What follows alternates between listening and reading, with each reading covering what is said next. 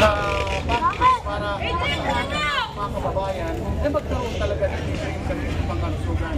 Alam natin na ang sila ay insurance po ito at dapat hindi talaga nagbabayad ang ating mga kababayan kung sa pinagkilap.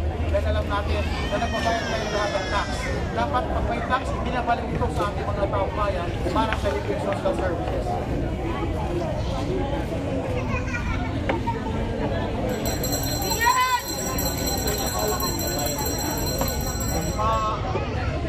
Tayo pa ko doon sa pagbalik ng ating piyasa sa 89.9. Alam natin na ito ang pera ito ng mga taong bayan.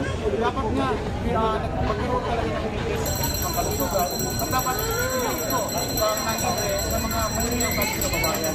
Alam natin na kahit natin nila, pero nakita natin, mayroong budget na hindi na lahat na nililipat sa sila. Why na lang doon sa assistance organization para magkaroon ng sa ating mahihirap na kababayan. So, Department of Health nagsasabi 7 out of 10 na Pilipino ay namamatay na lang na hindi nakakita ng doktor o hindi nagsasabi ng doktor. Bakit hindi natulungan ng ating gobyerno para magkaroon ng treatment at pagkusigo sa pagkalusugan para sa lahat, para magkaroon ng pagkalusugan at tulad ng mga pangangalaga sa ating mga.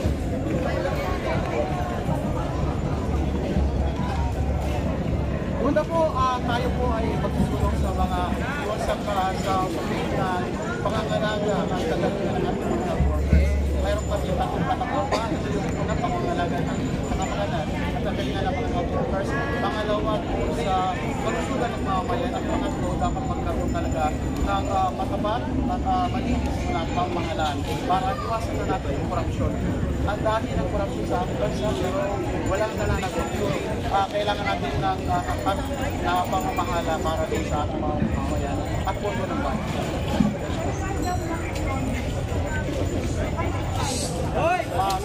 Ang katuan po ako po yun sa isang bayan.